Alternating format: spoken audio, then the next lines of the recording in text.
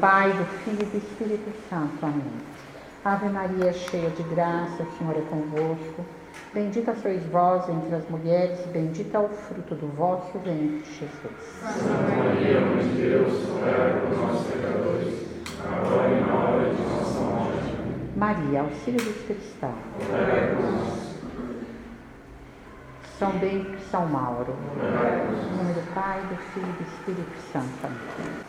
Então eu resolvi comentar com vocês hoje esse trecho da Suma Teológica em que São Tomás de Aquino trata de um trecho da regra de São Bento, enfim, por várias razões, porque São Bento e São Tomás de Aquino são ambos santos aos quais nós temos muita devoção, não é?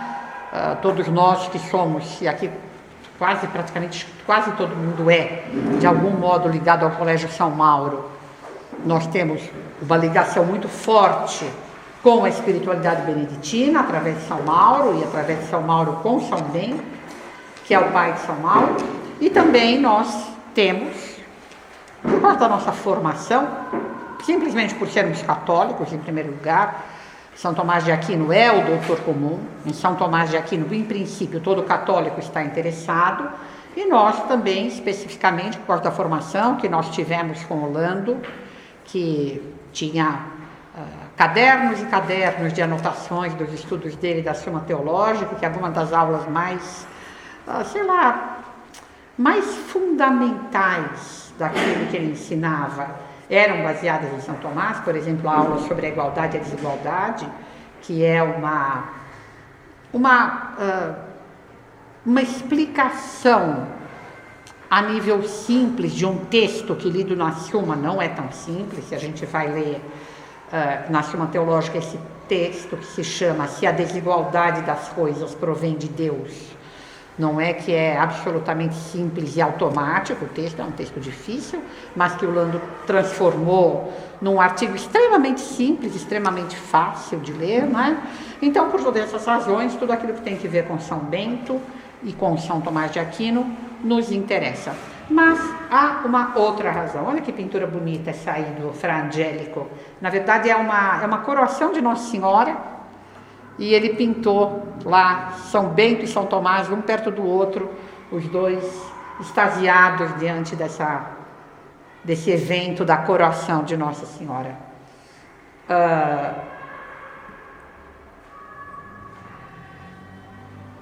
Só para nos situarmos um pouco do que é que o texto trata, São Tomás de Aquino, então, nesse lugar, o que é que ele está fazendo? Por que ele vai falar da regra de São Bento? Ele está tratando da virtude da humildade. Depois eu explico melhor por que ele está tratando disso.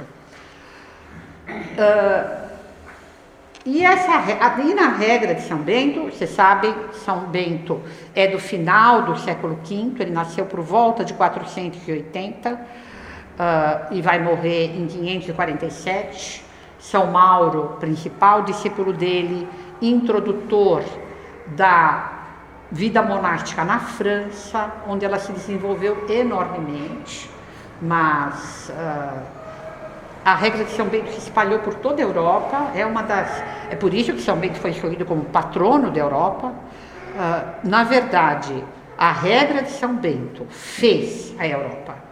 Em primeiro lugar, aquilo que a gente chama de os beneditinos simplesmente, os beneditinos puros, porque São Mauro nasceu em 504, se eu não me engano. Acho que ele nasceu em 504 e morreu em 578, se eu não me engano, São Mauro. Ele era 25 anos mais novo que São Bento, por volta disso. E ele vai para a França, devia estar com 20 e poucos anos, talvez já perto dos 30. Então, a partir da ida de São Mauro para a França, os mosteiros beneditinos começam a se espalhar pela França e começam a se espalhar pela Europa.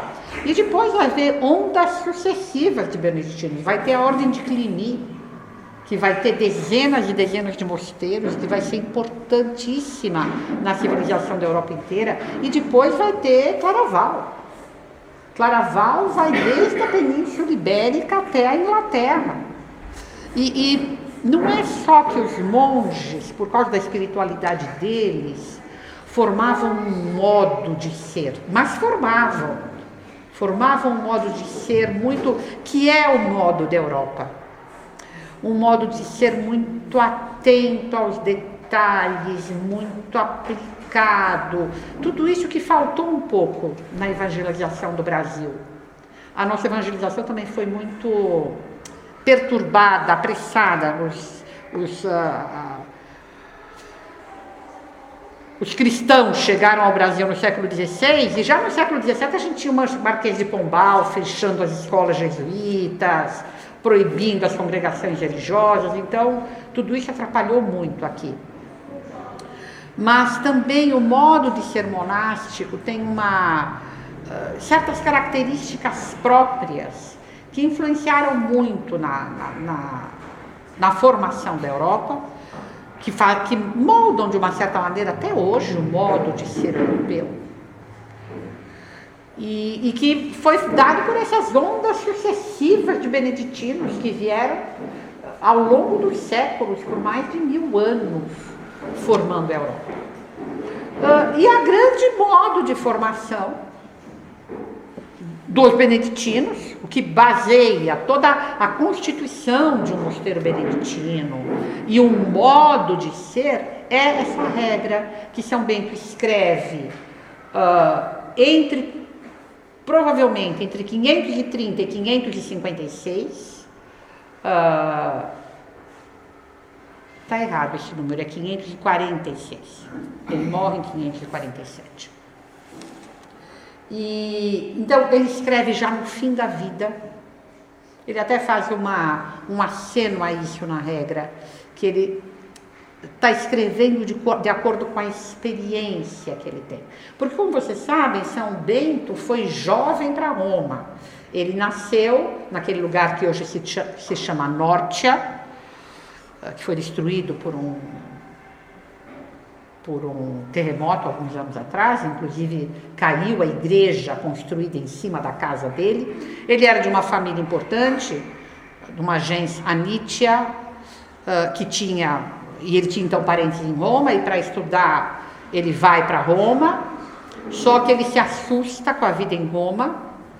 Ele pensa uma coisa que acho que todo estudante universitário católico pensa em algum momento da sua vida, ele pensa assim: se eu continuar aqui, eu vou me perder. Né, Julia? A Julia deu até um sorriso. Ele pensa isso, só que ele era muito assim, determinado por um lado, e acho que muito humilde por outro. Ele tira como consequência que ele vai embora. Ele chama a ama dele, que tinha sido mandado com ele para Roma, para cuidar do garoto, né, para cuidar da roupa dele, da comida, etc, etc. E ele vai com ela, eles se retiram para um lugar que agora o nome me escapa, mas que está na vida que São Gregório escreve dele. E aí, depois de um tempo, ele resolve que ele vai deixar também a ama, e ele vai para uma gruta nesse lugar chamado Subiaco, né, corruptela de Sublacum, porque ali Nero tinha mandado fazer uns lagos enormes, porque era o palácio de verão dele. Roma é muito quente no verão, incrivelmente quente, desagradavelmente quente. Todo mundo sai de Roma no verão.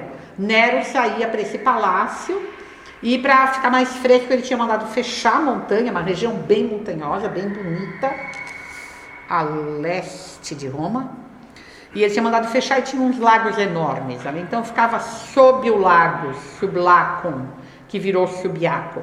Inclusive São Bento vai aproveitar pedras do palácio de Nero para construir o que ele vai construir. Mas num primeiro momento, São Bento fica simplesmente numa gruta, sozinho, rezando. Tem um outro eremita que é quem dá o hábito a ele, se não me engano se chama Romano, e que providenciava para ele pão, para ele ter o que comer, e São Bento ficava ali, se dedicando à oração, sozinho. Mas depois de um tempo começam a aparecer pastores da região, que vêm ficar com ele e ouvir o que ele tem a dizer, ele começa a catequizá-los, e cada vez mais vai aparecendo gente que não quer ir embora, que quer continuar ali com ele, que quer ficar rezando com ele, que quer ouvir o ensinamento dele, e ele vai acabar construindo um mosteiro, depois outro, vai fazer, se não me engano, ali em Subiaco, acho que são 7 mosteiros. E, enfim, e vai regulando a vida deles, determinando os horários, o que é que eles vão rezar, quando eles vão rezar, como é que se organiza o trabalho material, e já para o fim da vida dele, quando ele já tinha bastante experiência, quando ele já tinha lidado com muita gente. Se vocês leram A Vida e Milagres de São Bento, escrito por São Gregório nunca escreveu um livro com esse nome. São Gregório escreveu no modelo de Plutarco escreveu A Vida dos Homens Ilustres. São Gregório fez uma coisa cristã, católica, uma vida dos homens ilustres no modelo de Plutarco, e a vida que está no meio da obra é a vida de São Bento, que ele conhecia. Vocês vão perguntar, mas espera aí, como é que São Gregório conhecia São Bento? Não conhecia. São Gregório, quando ele já era Papa, foi quando Monte Cassino caiu em poder dos normandos e foi completamente destruída. E os monges fugiram para Roma. Então, nesse momento, São Gregório vai ter contato com alguns monges muito velhos, que quando eram muito moços, quer dizer, 50, 60 anos antes, 70 anos antes, tinham conhecido São Bento Velho e conhecido monges que tinham convivido com São Bento. Então, são eles que vão transmitir a São Gregório o que eles sabiam da vida de São Bento. É por isso que São Gregório vai poder escrever essa vida de São Bento. Então, é a regra, a gente pode dizer que a regra de São Bento formou a Europa. A regra, São Bento era um romano, ele tinha uma mente prática. A regra, na sua maior parte, é para fazer o mosteiro funcionar. Como é que junta essa quantidade enorme de homens, ainda mais os homens com a incompetência masculina deles, e faz isso funcionar? Então, uma grande parte da regra é isso. Como é que se organiza o trabalho na cozinha? Qual é o trabalho do celeireiro, que é a pessoa que cuida de toda a manutenção? Como tem que ser o porteiro? Como tem que ser o abade? Depois, aquela organização prática mesmo. Que salmo se reza cada hora do dia? Quem é que bate o sino? Como é que roupa cada monge tem que ter? Como tem que ser o dormitório? O que se faz com quem não cumprir a regra? E se alguém sair, pode voltar? Em que condições? Quando? Então, a maior parte da regra é isso, organização prática. Mas a regra tem 2 grandes momentos ascéticos, em que São Bento vai dar o caminho do crescimento na perfeição. E esses 2 grandes momentos são onde ele trata dos instrumentos da perfeição, se eu não me engano são 78 instrumentos de perfeição, que ele vai simplesmente enumerando os instrumentos. Um mosteiro é uma oficina, é um ateliê para se conseguir a perfeição. Quais são as ferramentas? Quais são os instrumentos? Com que nós vamos trabalhar aqui para chegar a ser perfeitos? E ele começa a enumerar. 78. E o outro grande momento é quando ele vai tratar daquilo que ele considera que é a grande virtude monástica, que é isso que eles estão fazendo ali. Eles estão ali para aprender a ser humildes.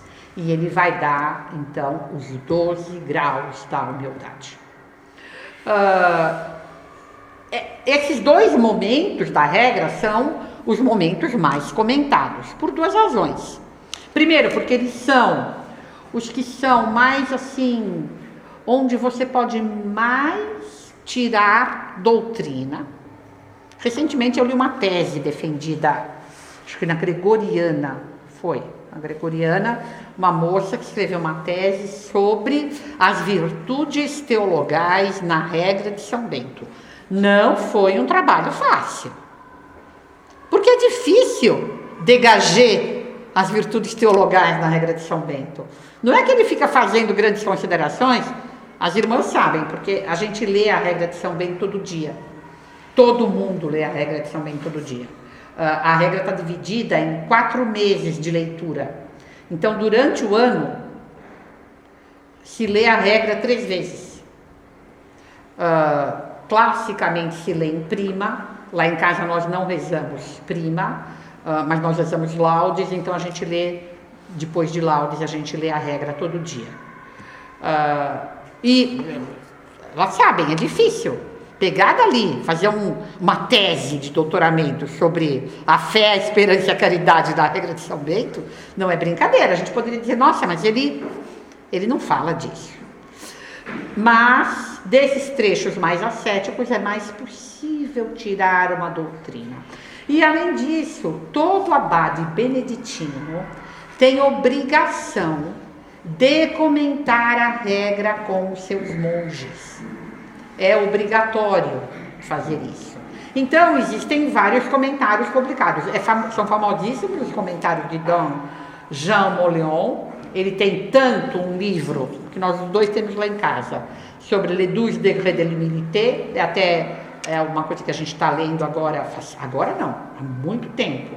A gente está lendo nas reuniões de capítulo de sábado, e ele tem também os Instrumentos da Perfeição, que é um livro que eu pretendo que a gente também leia nesse mesmo sistema, lentamente, mas para conhecer melhor. Porque se você lê assim, simplesmente como está na regra, os instrumentos de perfeição, é muito assim, é uma enumeração, é uma lista. Então é bom uma pessoa competente, erudita, piedosa, que possa explicar melhor, fazer mais, a gente compreender melhor tudo aquilo. Também famosíssimo comentário de São Bernardo. São Bernardo faz uma coisa muito curiosa. Um amigo dele, muito amigo, pede, insiste, exorta, increpa, ameaça, que quer um comentário dele dos 12 graus de humildade de São Bento.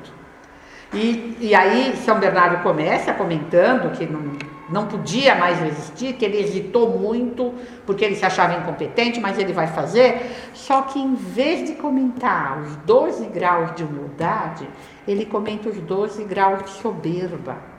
Ele diz, porque é a mesma coisa. Se eu estou indo daqui para Roma, e você está vindo de Roma para cá, e a gente se encontra no caminho, e eu te pergunto o caminho, você vai me dizer os lugares por onde você passou. E os lugares por onde você passou são os lugares por onde eu vou passar. Então, eu explicando os 12 graus de soberba pelos quais eu cheguei onde estou, você sabe qual é o caminho inverso para você poder chegar na humildade. Então, o livro chama Os 12 Graus da Soberba e da Humildade, mas é mentira, propaganda enganosa de São Bernardo. Ele não fala uma palavra sobre os graus da humildade, ele só explica os 12 graus da soberba. É um livro famosíssimo, claro, como tudo que São Bernardo escreveu. E também são famosos os comentários, claro, porque tem também, como todo abade beneditino tem que comentar a regra, há vários abades que têm publicadas. Eu tenho isso, por exemplo, eu tenho um do século XVII, mas tem um publicado agora em 2017. O abade comentando a regra inteira. E aí, claro, quando ele vai comentar a regra inteira, ele também vai comentar os instrumentos da perfeição e os graus de humildade. Então, os graus de humildade, sobretudo, porque são mais curtos e porque eles têm mais suco doutrinário, são certamente a coisa mais comentada da regra de São Bento. E é sobre isso que o próprio São Tomás de Aquino vai se deter. Em que circunstâncias? Por que São Tomás vai tratar disso? Como você sabe, São Tomás, que nasceu em 1225 e morreu em 1274, dos 5 aos 15 anos, ele ficou na abadia beneditina de Monte Cassino. São Tomás, a primeira formação dele foi beneditina. E numa fase muito importante, porque hoje em dia se considera que entre os 5 e os 10 anos a pessoa forma a própria personalidade, né? Mais ainda se entra na adolescência. E ele, ainda mais que era uma pessoa extremamente madura. Os pais, quando mandaram para a abadia, já mandaram um menino que eles viam que era extraordinário. O projeto dele estava bem determinado. Esse menino vai ser abade de Monte Cassino. E claro, se ele tivesse ficado lá, é o que teria acontecido. Era uma pessoa de uma competência completamente extraordinária, uma inteligência absolutamente brilhante, não é? Santo Alberto Magno, que era um grande conhecedor de homens, né? Porque uma coisa que ajuda muito a pessoa a ser um grande conhecedor de homens, se for uma pessoa observadora, é ser professor. Nas mãos de um professor passa muita gente. E se é uma pessoa observadora, né? O Lando era assim, né? O Lando conhecia muito as pessoas. Claro, tinha aquela ingenuidade dele, né? Mas de temperamento, mas ele conhecia muito as pessoas. Ele era muito capaz de fazer previsões sobre o que as pessoas iam fazer, porque ele tinha muita experiência. Porque um professor tem muita experiência. E Santo Alberto Magno, que era então um homem de enorme experiência, quando ele levou o menino com ele para a Alemanha, né? Ele conheceu São Tomás em Paris. São Tomás tinha, digamos assim, fugido da família para Paris, tentado fugir da família para Paris, ficado preso numa torre que hoje é de uns donos de um restaurante. Se a gente quer visitar a torre em que São Tomás ficou preso, porque a família, a mãe mandou os irmãos seguirem os dominicanos e prenderem o garoto, que ela não queria que ele fosse dominicano. Imagina entrar nessa ordem acabada de fundar, sem prestígio nenhum, essa gente que vive de pedir esmola, é um absurdo. Então ela mandou os irmãos pegarem uma força e trancaram numa torre.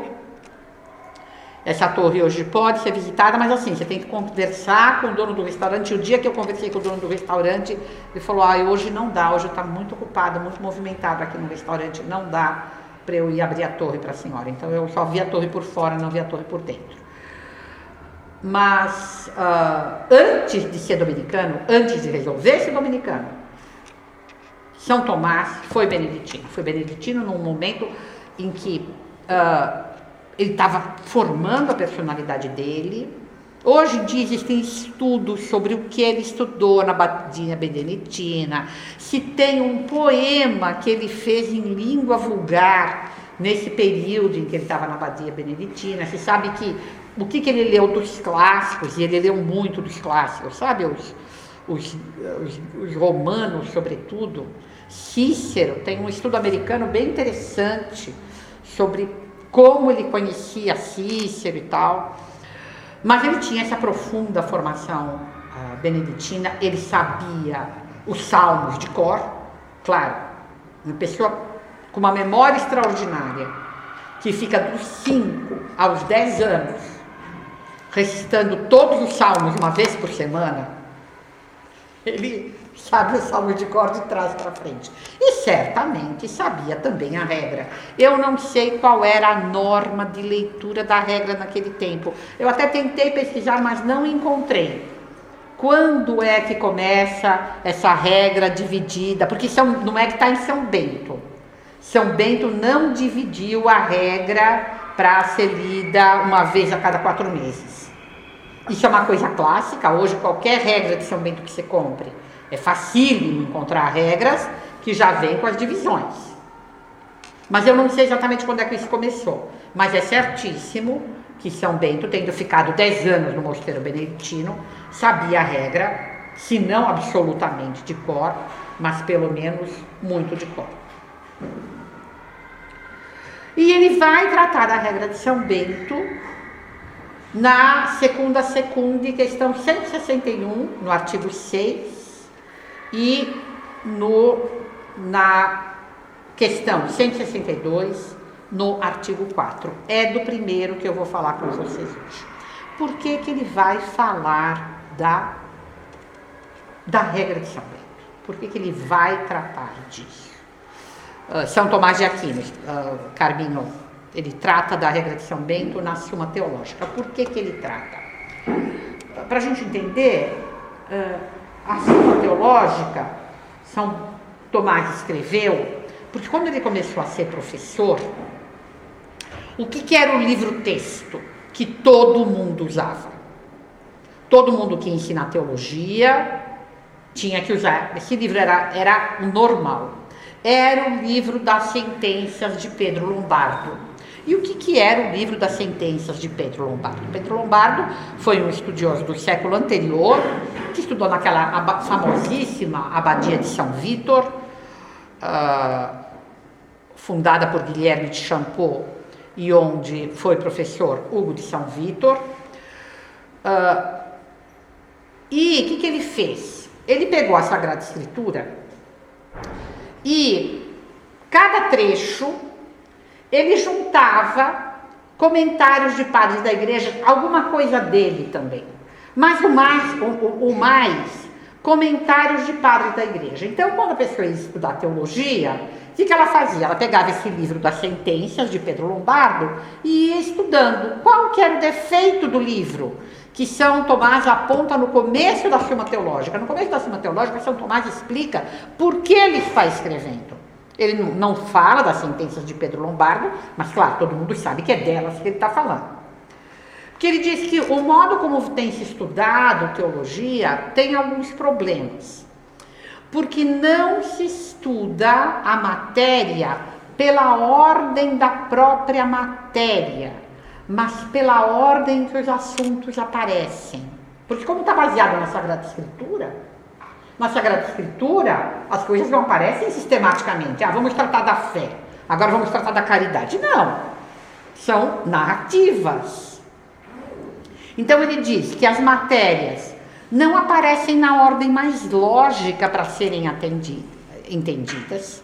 Além disso, há muitas repetições inúteis, que ele diz que cansam e confundem os estudantes. Então ele resolveu escrever um livro pela ordem, pegar toda a matéria que se deve, tudo aquilo que se deve saber sobre Deus, sobre a ação de Deus no mundo, sobre as criaturas de Deus, e pôr em ordem. É isso que a Suma Teológica é. Então, ele vai dividir o trabalho em 3 partes. Ele não vai acabar, como vocês sabem, ele morre antes de concluir a 3ª parte. Houve discípulos dele, mais ou menos discípulos, enfim, que concluíram, mas ele mesmo não concluiu. Mas como é que ele faz? Na primeira parte, ele vai tratar de Deus.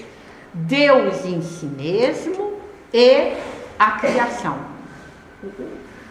Como é que Deus, digamos assim, vai se manifestar? Como é que Deus vai se fazer conhecido? E a primeira parte é isso.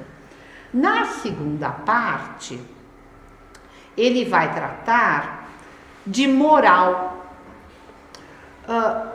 Como é que as criaturas de Deus devem se comportar no seu relacionamento com Deus.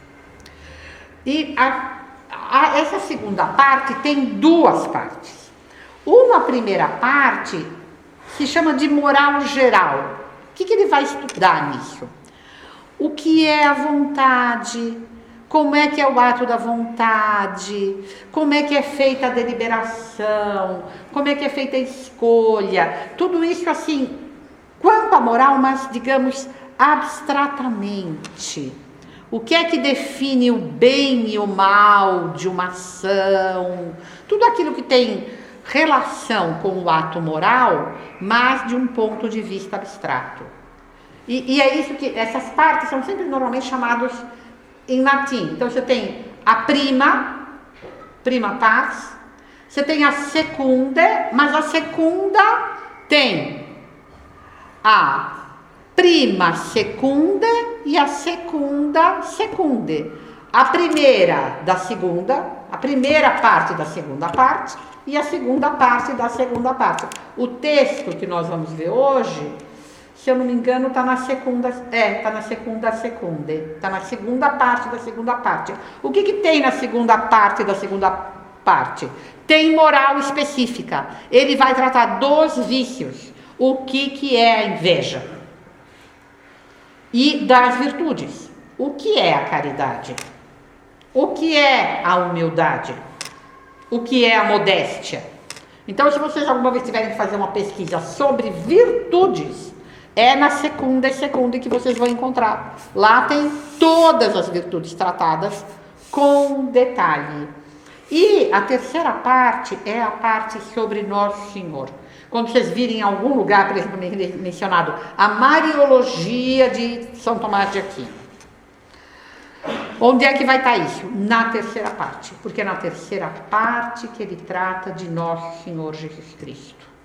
E foi essa parte que ele não concluiu. Ele vai tratar de Nosso Senhor em si mesmo e da continuação de Nosso Senhor na história, que é a igreja.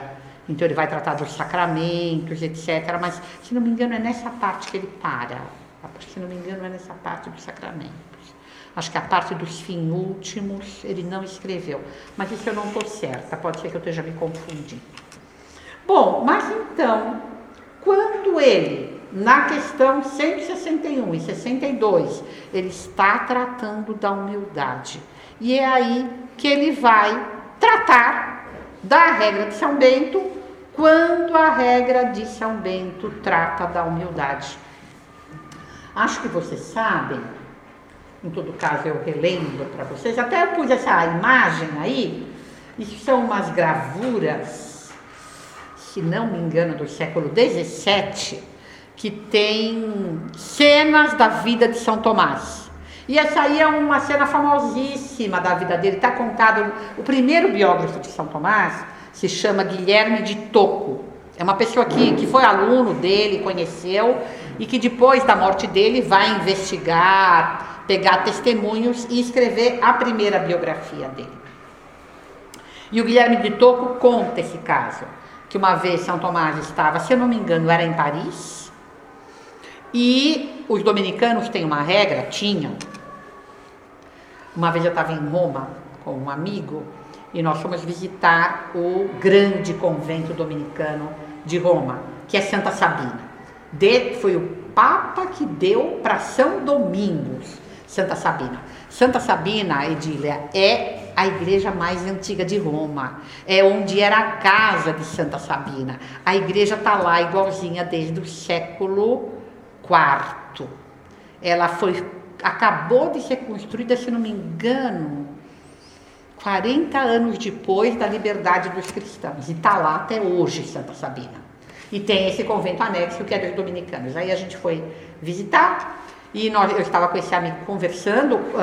Na portaria chamaram um padre brasileiro, que acho que era superior lá naquela ocasião, se não me engano, para nos mostrar, sei lá, onde era a cela de São Pio V, o lugar que São Tomás rezava, umas coisas assim. E aí, não sei por que nós comentamos com esse dominicano que estava completamente apaisano, assim, não parecendo nada um monge, que os hábitos estavam cada vez mais comuns. Ele falou, tá todo mundo querendo voltar, tá uma moda de querer voltar. Quero saber se eles vão gostar também de só poder sair 2 dominicanos juntos, que nem era antigamente. Então, ele achava que se pusessem essa regra, essas pessoas tradicionais não iam gostar. Mas era assim, nunca um dominicano podia andar sozinho. Ele só podia sair à rua, junto com o outro dominicano. E por causa disso, um dia, São Tomás tinha acabado de chegar nesse lugar, que eu estou em dúvida se era Paris, mas acho que era Paris, ele tinha acabado de chegar. E tinha um frei que encontrou com ele, e esse frei precisava fazer uma coisa urgente. E olhou para ele e falou: olha, eu preciso de alguém, vem você comigo. E São Tomás não falou nem A, nem B, foi. Mas São Tomás era grandão, pesado. Provavelmente isso era na segunda vez dele em Paris, porque ele já era famoso no mundo inteiro. E a segunda vez dele em Paris, ele já era um homem, assim, já entrando para ficar maduro. E aí o outro ficava brigando com ele: anda, você não se mexe, vem mais depressa, vem mais depressa. E São Tomás quieto e tentando correr. Bom, fizeram, voltaram. Quando o outro chegou no mosteiro e descobriu que ele tinha feito o grande Frei Tomás correr atrás dele por toda Paris, ele não cansava de pedir desculpas, ele não sabia onde se enfiar, ele estava assim completamente desarvorado com a vida dele.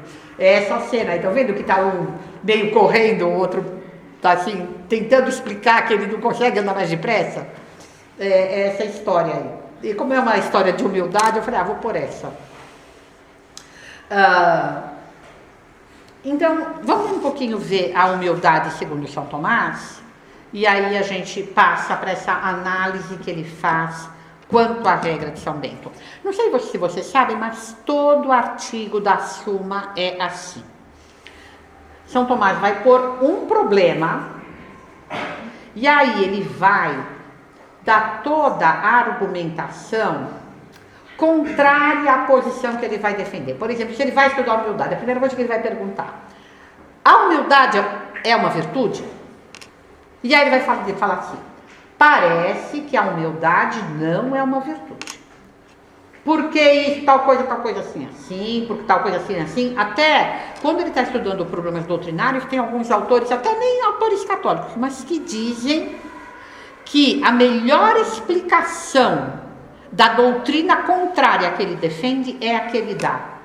Que às vezes até o inimigo doutrinário dele não formulou tão bem a doutrina, mas ele formula perfeitamente, da maneira mais convincente possível. Porque assim, tem estudiosos, né, que estudam por que o método é esse, é o método escolástico, não é o método que ele inventou. Porque ele se diz, e é verdade, que é muito mais fácil fazer a inteligência penetrar um problema, penetrar uma verdade, quando se vê os problemas dessa verdade. Quando você estuda aquilo como uma coisa que pode ser e pode não ser. E quando você vê todos os argumentos para justificar o erro, e aí você depois obtém as respostas, porque é isso que ele vai fazer depois. Ele sempre faz assim: parece, sei lá, começa assim a Suma: parece que Deus não existe. Primeira coisa deve se estudar se Deus existe. Primeira coisa, parece que Deus não existe. E aí, por exemplo, ele vai dizer: porque de duas causas, se uma é infinita, se duas causas contrárias, uma é infinita, parece que a outra não pode ter nenhum efeito. Portanto, se Deus é infinito, parece que não pode haver mal. Ora, há o mal, logo parece que Deus não existe. E aí ele vai dar mais um monte de argumentos para o Deus não existe. E aí depois ele vai sempre dar um argumento de autoridade, ele fala assim: sed contra, mas em contrário, tal coisa. E aí ele começa: a primeira objeção responde-se assim. Respondo. E aí ele dá uma resposta. E aí ele vai dar a resposta de cada uma das objeções. A primeira responde-se assim, a segunda responde-se assim, a terceira responde-se assim. E aí a questão fica completamente esclarecida. Com a humildade, também ele vai fazer isso. Nós não vamos estudar essa parte de como é que ele estuda a humildade. Eu só vou dar a definição de humildade que ele dá, porque ela vai ser importante para a gente entender depois do que ele fala da regra de São Bento. Então, o que é a humildade? E por que a humildade nos interessa? Tem um lugar da Suma que São Tomás se pergunta: é a humildade a virtude mais importante? E quando ele vai estudar o caso, se ela é ou não é a virtude mais importante, ele diz que importante, viu, irmã Micaela? Que importante pode-se dizer de duas maneiras. Em primeiro lugar, a importância pode ser medida se algo é o que está maximamente relacionado com o fim que se objetiva. Então, é importante saber matemática para estudar engenharia?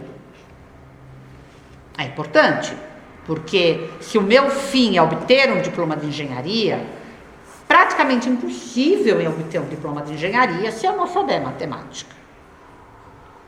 Por outro lado, naquele Outliers, ele conta um caso de uma pessoa que tem um QI altíssimo e não vai conseguir se formar na faculdade. Por quê?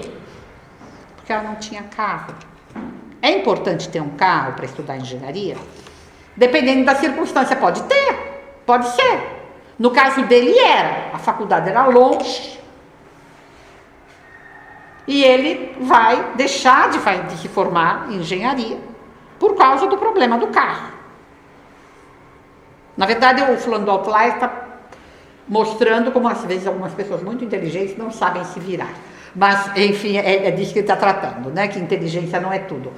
Mas o fato é que, às vezes... E quando é que essa coisa que não é tão relacionada com o fim pode ser importante? Quando ela cria condições necessárias para que o fim possa ser atingido. Naquele caso desse rapaz aí lá do Outlier, se eu não me lembro o nome dele, era o carro que dava a condição para ele poder ir até a faculdade. Sem poder ir até a faculdade, ele não podia estudar engenharia. Por mais que ter um automóvel ou não se relacione diretamente com o fim. E aí ele diz que aí a humildade é a virtude mais importante. Por quê? Porque a humildade é a base de todas as virtudes. Que onde não houver humildade, não vai se poder... Claro, que do ponto de vista de fim, qual é a virtude mais importante? A caridade. Porque o fim... A nossa santificação é a união com Deus. E a união se faz pela caridade. Mas não haverá nem caridade, nem todas as virtudes que decorrem da caridade, se não houver humildade. São Tomás vai até comparar a humildade com o fundamento de um edifício. O fundamento, digamos, ele não faz parte do edifício. Ninguém mora no alicerce. Digamos assim, o alicerce tem pouco a ver com o fim de abrigo humano que o edifício tem. Ele não parece diretamente relacionado. Mas se a casa não tiver bom alicerce, ela não vai permanecer. Ela não vai existir. E assim é a humildade. Como é que se define? Então, a humildade ela é uma virtude moral, que nos inclina, por reverência para com Deus, a nos abaixar e a nos manter no lugar que vemos nos ser devido. Parece simples, né? Mas é muito importante, assim, todos os elementos são muito importantes. Está muito bem definido. Bom, é uma virtude, ou seja, é um hábito. O que é um hábito? Um hábito é algo permanente que torna uma ação fácil e agradável. Para a gente pegar o exemplo mais simples de todos os exemplos simples, quando as crianças são pequenas, principalmente os meninos, eu não sei exatamente por que isso acontece, mas acontece, os meninos têm uma grande resistência a escovar os dentes. É um verdadeiro drama. Se eles podem escapar, eles escapam de escovar os dentes, eles não gostam de escovar os dentes. Uma vez o teu irmão me falou assim, eu não sei, as mulheres têm uma mania de G. Mas depois, até os meninos, depois que eles são adultos, depois que escovar os dentes se tornou um hábito, é fácil escovar os dentes e é agradável. A pessoa que não teve ocasião de escovar os dentes por alguma razão, ela fica desagradada, ela fica incomodada. É desagradável não ter podido escovar os dentes. Mas a formação do hábito não é tão fácil. No começo é difícil. Mas o hábito, então, é algo permanente que torna uma ação fácil e agradável. Se uma pessoa é corajosa, ela gosta de enfrentar um problema, ela gosta de enfrentar um inimigo, ela gosta de entrar numa discussão. Se ela não tiver a virtude da coragem, se ela for covarde, eventualmente ela pode até fazer o que ela deve, mas não vai ser agradável. Vai ser difícil. Não vai ser agradável. Ela não tem aquele hábito, ela não tem aquela virtude. Uma pessoa, por exemplo, que não tem a virtude da veracidade. Ela pode até dizer a verdade, porque ela sabe que mentira é pecado, mas por tendência natural ela mentiria. Então a virtude não é um ato, a virtude é um hábito. Só há virtude quando há algo duradouro que torna a ação fácil e prazerosa. A virtude moral se forma por repetição de ato. Uma pessoa que não seja corajosa de natureza, mas que vá repetindo à força atos corajosos, ela vai crescer em coragem. Uma pessoa que não seja veraz por natureza, mas que vai sempre fazendo questão de dizer a verdade, mesmo quando é difícil, ela vai ficar mais veraz. O ato moral sempre cresce por repetição. É o contrário da virtude infusa. A virtude infusa é a ação direta de Deus na alma. A virtude moral não. A graça colabora, mas a repetição do ato cria o vínculo, faz a coisa ficar fácil e agradável. É um dos papéis da educação. Criar certos vínculos na criança. A criança que, sei lá, apanha quando mente, está sendo ajudada a criar o vínculo da veracidade. São Tomás de Aquino fala isso da educação, que alguns tendem naturalmente para o bem, são poucos.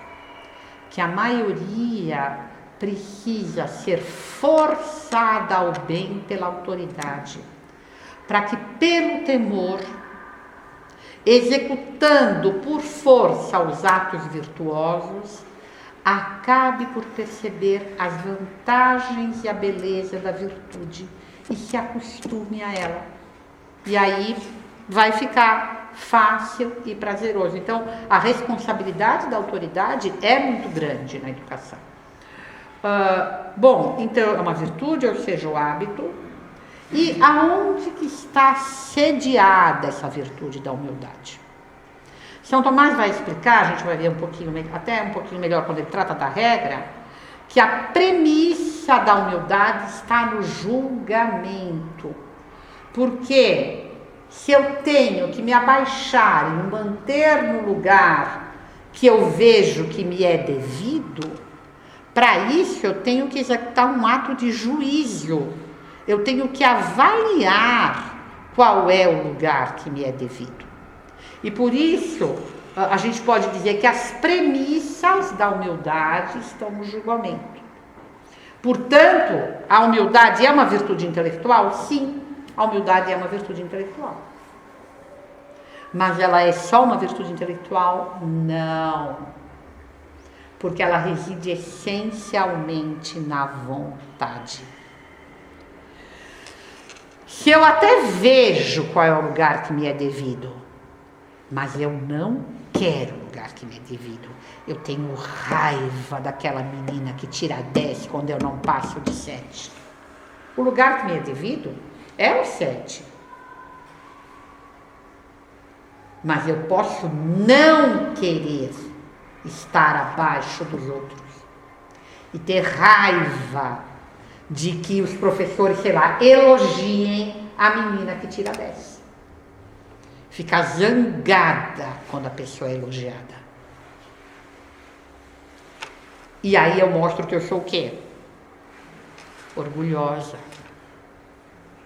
Eu não quero que o outro seja melhor que eu. Eu não quero me pôr no meu lugar. Eu tenho raiva de estar naquele lugar. Aí eu não sou humilde. Não adianta a avaliação. A avaliação muitas vezes é evidente. Nós não podemos escapar da avaliação. Facilmente eu percebo que o outro é mais inteligente que eu, que o outro tem coisas que eu não tenho, o outro é mais inteligente, o outro é mais rico, o outro é mais simpático, o outro, sei lá. A avaliação, muitas vezes, é irrecusável. O que me faz verdadeiramente humilde é o ato da vontade que se segue à avaliação. Ficou claro? Ficou, irmã Micaela? Sim? Ótimo. Eu até pus aqui que achei tão bonito isso aqui. In ipso appetito consistit humilitas essentialiter. Quer dizer, no próprio apetite consiste, o apetite é o ato da vontade, em latim escolástico, o apetite é tanto o desejo de comer, quanto o ato da vontade. Aquilo que se quer em qualquer sentido é chamado de apetite. Existit circa appetito magis con circa estimazione, quer dizer, ele vem mais da vontade do que da estimação, mais do que da avaliação. Estimazione, que a gente poderia traduzir por avaliação. Agora, que lugar? O que é esse lugar que nós vemos no ser devido? Esse lugar a gente pode avaliar sob 2 aspectos. E é por isso que todo mundo tem que ser humilde. Porque tem gente que é muito inteligente, muito bem posta na vida, que ganha muito dinheiro, que é bonita, que enfim, parece estar posta num lugar em que não há necessidade de humildade. Isso existe. São Tomás, por exemplo, era uma pessoa assim. Diz que ele era muito bonito de aspecto, ele era de uma família nobre, ele era muito rico, ele era um gênio. Ele ia ser humilde de quê? Qual é o lugar que ele tinha que ver que ele estava no mundo? Para isso nos ajudam 2 considerações. Na ordem natural, o que nós temos que nós não tenhamos recebido? São Tomás tinha tudo isso. Qual era o mérito que ele tinha de ter tudo isso? Nenhum. Como eu costumo dizer quando às vezes uma pessoa está zangada, não, mas por que ela não sei o que, ela fez isso, ela fez aquilo. As crianças às vezes são assim, né? E eu digo assim, escuta, querida, o mesmo trabalho que você teve para nascer inteligente, ela teve para nascer pouco inteligente. O mesmo trabalho que você teve para nascer sem dislexia, ela teve para nascer com dislexia. Que mérito nós temos nos nossos dons naturais? Nenhum. E mesmo aquilo que depende da própria ação, a gente pode ter sucesso ou insucesso na vida. O sucesso depende de nós? Não depende. Depende de tantas circunstâncias que nós não controlamos. Porque, sei lá, pode ter uma pessoa que é muito trabalhadora, mas ela tem uma certa inabilidade. Ou, num certo momento, ela não conheceu uma certa pessoa que, se ela tivesse conhecido, a ajudaria a progredir muito nos negócios dela. Enquanto outra conheceu essa certa pessoa que a ajudou a progredir muito nos próprios negócios. Então, isso é uma coisa que o Outlier estuda bastante. É a primeira parte do livro. Ele justamente comenta a crença de esse homem se fez sozinho. E ele mostra que não é verdade. Que a primeira coisa é que o sucesso depende de uma porção de circunstâncias que ninguém controla. Que ninguém controla é a tese do livro. Não é verdade.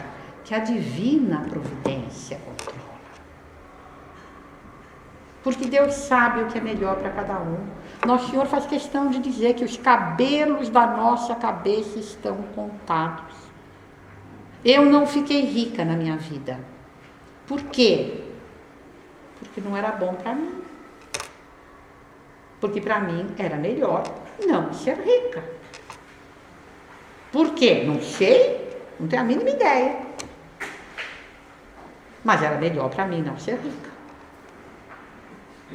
Então, se até os cabelos da nossa cabeça estão contados, tudo na nossa vida está contado. Então, do ponto de vista natural, a gente tem que ter muita sobriedade com o lugar que a gente ocupa. E ter muita gratidão se no lugar que a gente ocupa tem alguma coisa de bom. Tem alguma coisa vantajosa para nós. Porque nada dependeu de nós. A família na qual nós nascemos, o dinheiro que tem a família na qual nós nascemos, a inteligência com a qual nós nascemos, as possibilidades que essa inteligência eventualmente nos dá ou não nos dá. Tem gente muito inteligente que não pode estudar num bom colégio e não vai poder ir para uma boa universidade. E a vida é assim. O que a gente pode fazer é sempre ter confiança na divina providência, que está dando o melhor para cada um. E do ponto de vista sobrenatural, mais ainda, nós temos que ter muita moderação com o ponto em que nós nos encontramos. Porque nosso Senhor também nos diz, sem mim nada podeis fazer. Então, do ponto de vista sobrenatural, mais ainda, nós temos que olhar para aquilo que eventualmente nós tenhamos com muita sobriedade. E além do mais, tanto do ponto de vista natural, quanto do ponto de vista sobrenatural, se nós quisermos ser bem sinceros, nós podemos ver que é muito mais o que nos falta do que aquilo que nós temos. Não é? Porque todos nós, os mais inteligentes, os mais bem dotados, os mais bem-sucedidos, quantas falhas nós temos? Quanto nos falta para uma perfeição até humana, muito mais que uma perfeição de santidade. Então, o lugar que nós temos que, todos nós, olhar para nós, é um lugar bem modesto. É um lugar em que Deus nos pôs e que muitas vezes, praticamente sempre, salvo casos excepcionais, nós recebemos muito mais bens e muito mais estima do que nós merecemos. Porque a maioria de nós, principalmente Hoje isso é uma coisa rara. Mas numa sociedade católica bem organizada, a maioria de nós nasce muito amado. Não é?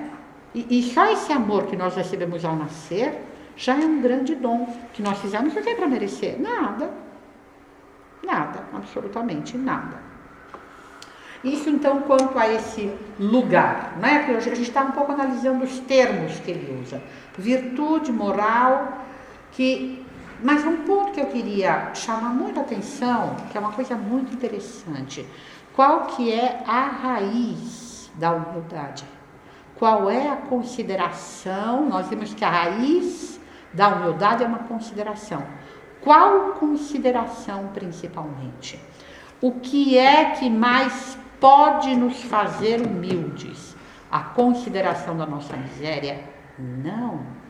A raiz da humildade é a reverência por Deus. A coisa que mais pode nos fazer humilde é a consideração da grandeza de Deus, da bondade de Deus. Se a gente quer crescer em humildade, a gente tem que aprender a olhar para Deus. E Deus fez uma coisa muito boa para a gente nesse sentido, porque olhar para Deus é muito difícil. Eu li um autor que fala que a gente, para crescer em humildade, a gente deve se dedicar a considerar as perfeições divinas.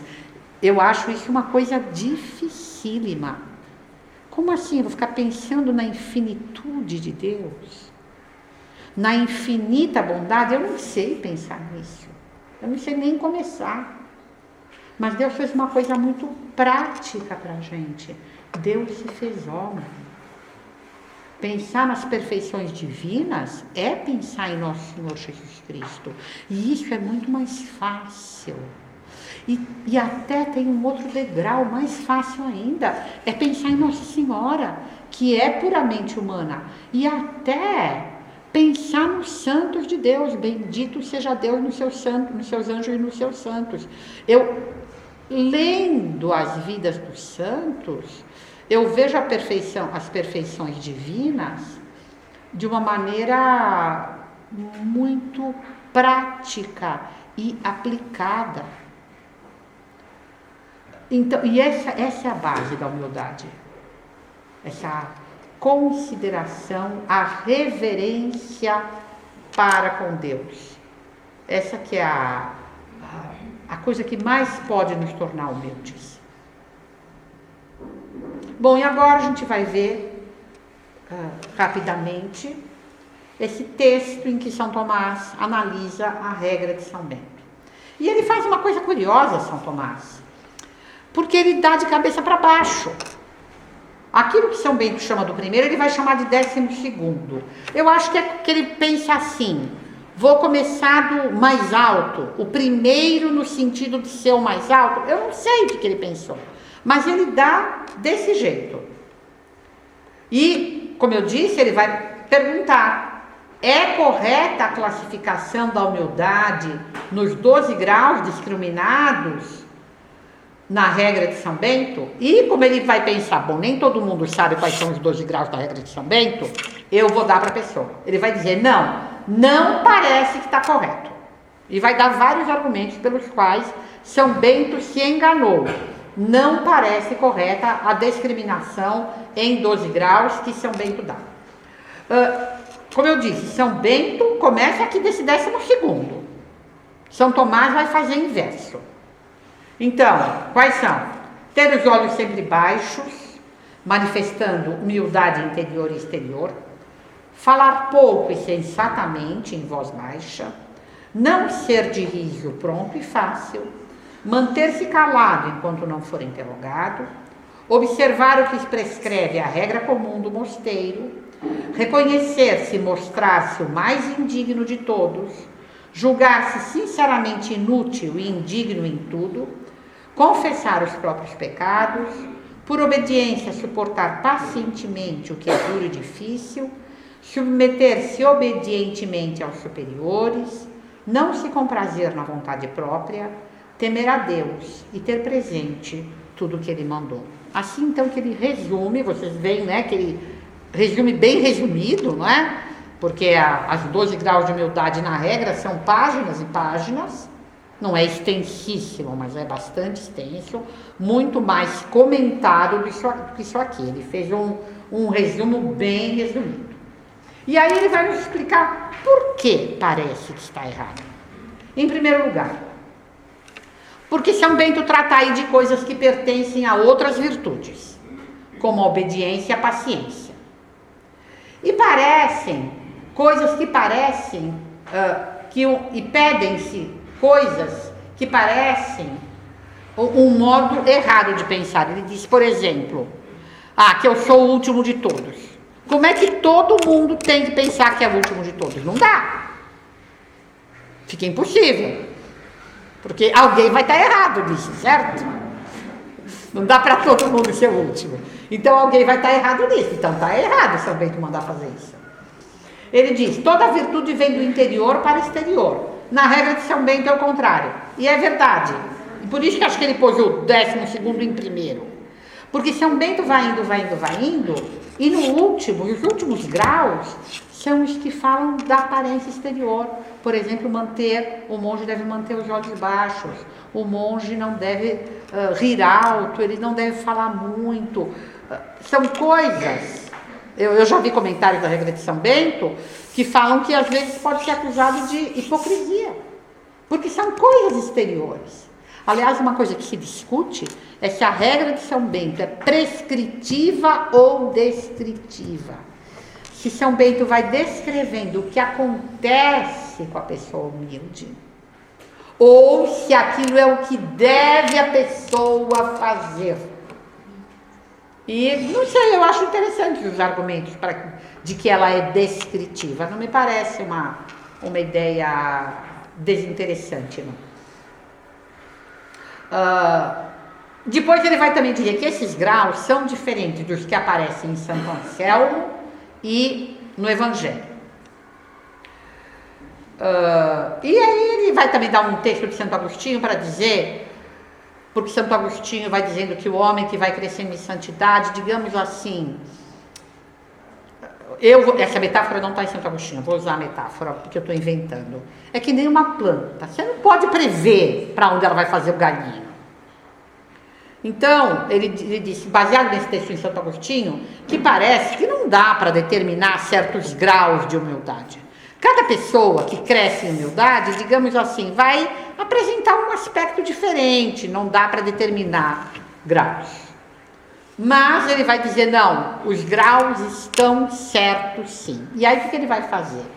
Ele vai começar a analisar quais são as manifestações da virtude da humildade e como é que elas aparecem descritas na regra.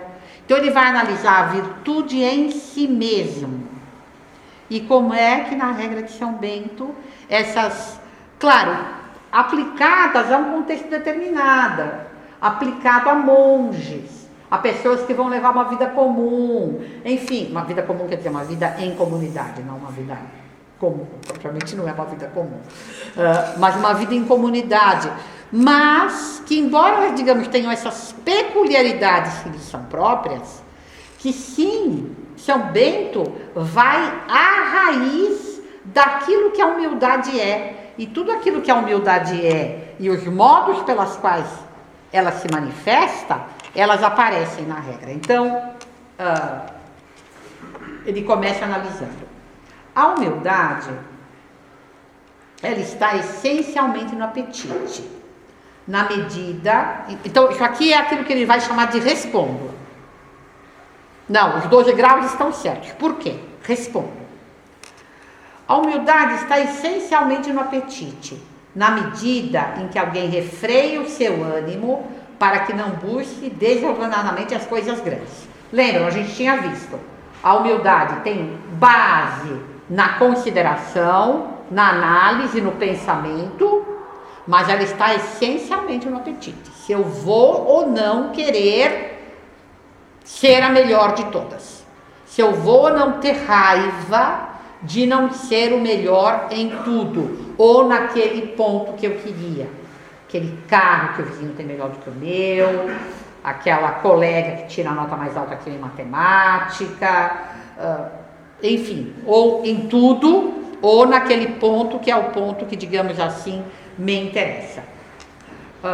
Mas a regra da humildade está, então, essencialmente está na vontade, isso que ele chama de apetite. Mas onde que está a regra? A regra está no conhecimento, que impede que alguém se superestime. E o princípio dessa raiz, o princípio desse conhecimento é o quê? É a reverência que se presta a Deus. A coisa que mais ilumina o conhecimento que eu tenho de mim mesma é a reverência que eu tenho para com Deus. O reconhecimento de que eu recebi as coisas de Deus. O reconhecimento de que tem muita coisa que eu devo a Deus e que eu não pago.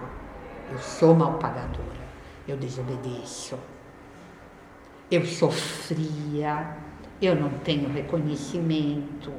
Então, é a reverência para com Deus que é a coisa mais iluminadora para a humildade.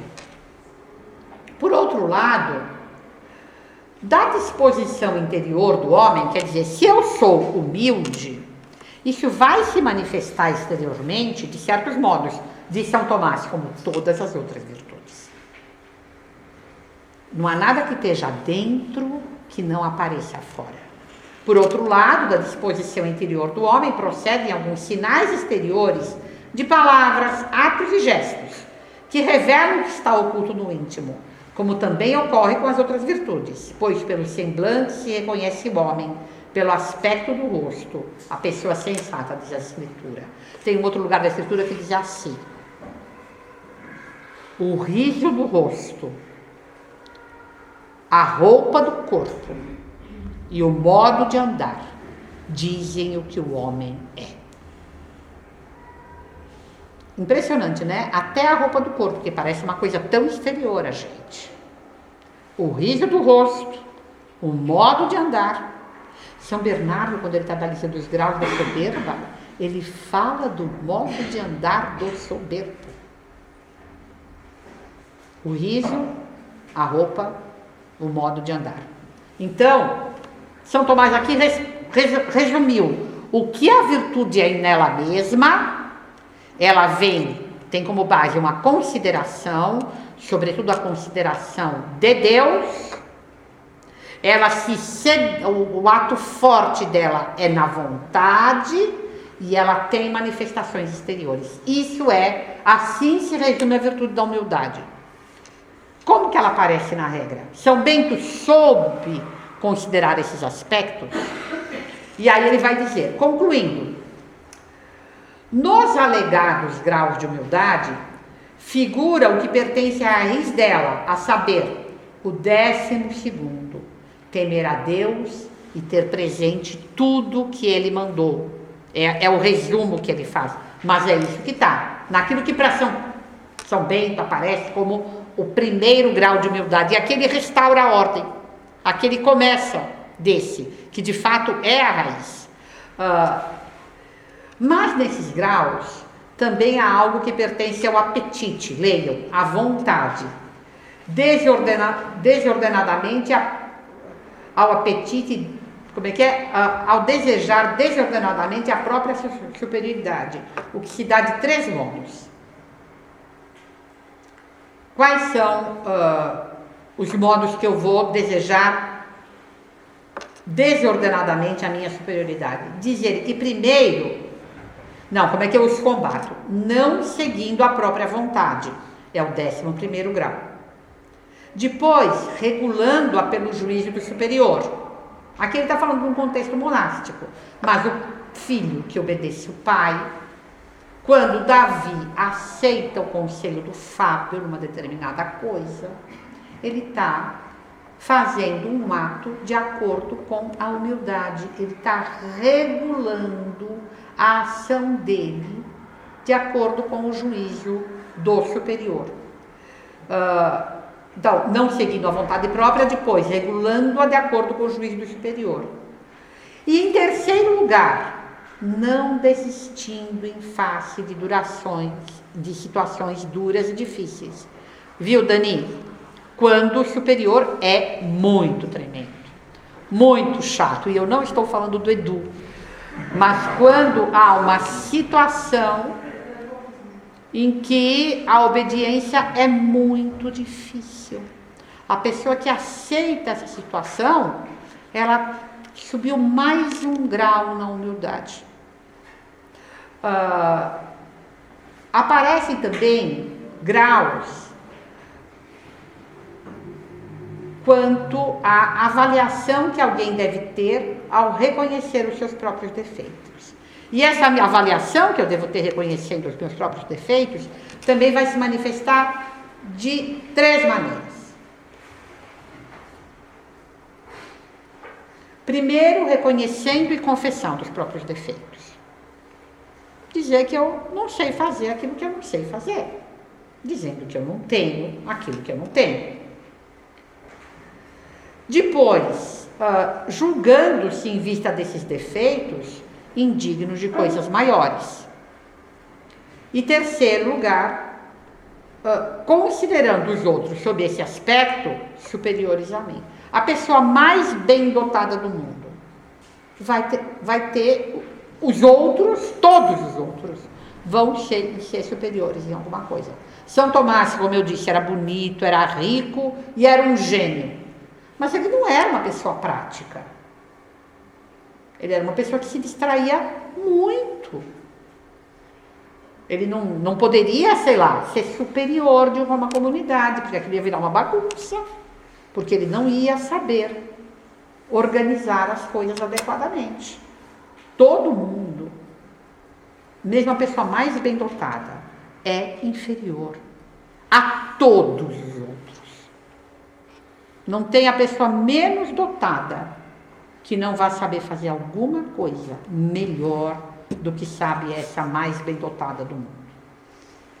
Então, vocês veem que aqui São Tomás recobriu desde o 12º, 11º, 19º e 8º grau de humildade, como se São Bento tivesse pensado tudo muito ordenadamente. É uma coisa que São Tomás sabe fazer muito bem. Ver, digamos, a estrutura que tem por trás de uma coisa. E, finalmente, nessa enumeração, há também os graus relativos à manifestação externa. Vocês lembram? Quando ele analisou a virtude em si mesma, eram esses 3 aspectos. O aspecto de consideração de Deus e de mim mesmo. O aspecto de eu enxergar aonde eu estou, e o terceiro, aquilo que é exterior à virtude da humildade. Como é que a humildade faz com que a pessoa se manifeste? E são esses graus que ele vai pôr agora. Um dele, quanto às ações, de modo que em suas obras não se afaste do caminho comum, é o 5º grau. Outros 2 referem-se às palavras, quer dizer que não se fale fora de tempo, é o 4º grau. Nem se exceda no falar, é o 2º grau. E, por fim, aos graus ligados aos gestos exteriores, como, por exemplo, reprimir o olhar sobranceiro e coibir as risadas e outras manifestações impróprias de alegria que faltou a pôr aqui, mas é o terceiro grau. E assim São Tomás mostrou que, embora São Bento deu uma coisa que parece um pouco assistemática, que pelo contrário ele é rigoroso em recobrir todos os aspectos exigidos pela virtude da humildade. E era isso então, queridos. Alguém gostaria de fazer alguma pergunta? Em nome do Pai, do Filho e do Espírito Santo. Ave Maria, cheia de graça, o Senhor é convosco. Bendita sois vós entre as mulheres e bendito é o fruto do vosso ventre, Jesus. Santa Maria, Mãe de Deus, rogai por nós, pecadores, agora e na hora de nossa morte. Maria, auxílio dos cristãos. Rogai por nós. Em nome do Pai, do Filho e do Espírito Santo.